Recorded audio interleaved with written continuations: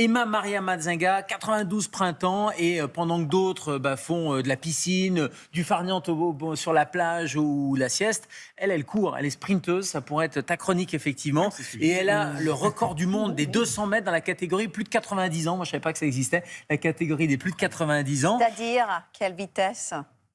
Elle a fait un temps de 51,47 secondes. Alors, je ne sais pas si c'est... Apparemment, c'est pas le record du bien. monde, mais à cet âge-là, Des plus de 90 ans. Oh. Mais la question qu'on se pose, c'est quoi son secret, en fait? Oui. On a vu qu'il y avait le mental qui était important et la préparation physique. Son secret, il y a deux secrets. Il y a le système cardio-respiratoire. Elle a 92 ans. Elle a un système cardio-respiratoire étudié par les chercheurs et les médecins d'une femme de 50 ans. Ah oui. Ça, c'est le premier point positif dans son corps. Et le deuxième point positif, elle a des mitochondries musculaires, ces petites réserves énergétiques dans les cellules musculaires d'une femme de 20 ans. Elle en a 92. C'est possible, elle a 72 ans.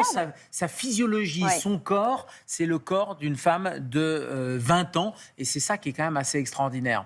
Donc, ça veut dire qu'elle a vraiment les muscles d'une personne de 20 ans? C'est ça que ça veut dire. Ça veut dire qu'elle défie le temps et elle défie le vieillissement du corps. C'est surtout ça, parce que plus on vieillit, plus on perd en muscles. C'est ce qu'on appelle la sarcopénie. C'est un nom un petit peu bizarre. Ça s'écrit avec un C et pas avec un K.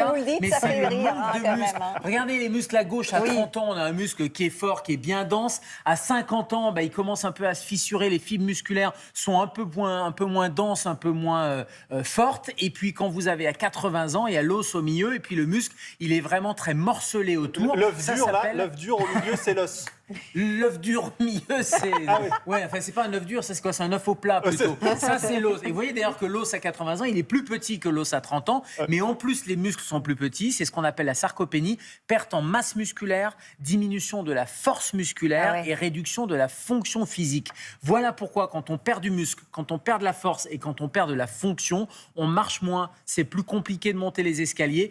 Tout ça, ça va avec le vieillissement et c'est lié à cette fonte musculaire. Quand on voit cette femme de 92 ans qui a d'une certaine manière lutté contre sa propre nature, on se dit que c'est pas totalement irrémédiable.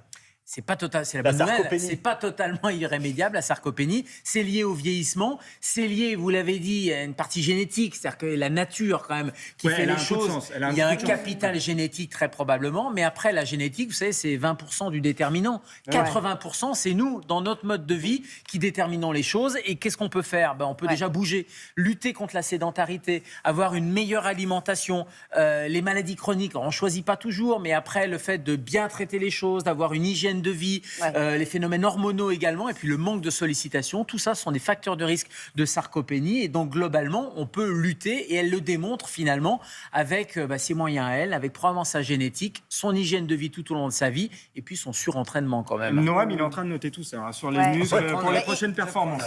Il connaît tout ça déjà, mais durer jusqu'à 92 ans. On vous invite sur le plateau à 92 ans si vous y arrivez. Merci docteur, merci à vous. On a envie de savoir comment on fait. On fait un peu de musculation. Ça, c'est extrêmement important. Elle fait beaucoup de musculation, et vous et nous, on doit tous lutter contre cette sarcopénie. Et le meilleur moyen sont les exercices contre-résistance. C'est pas uniquement marcher, avoir un mode de vie actif et une bonne assiette. C'est aussi faire de la muscu. C'est noté. Au boulot.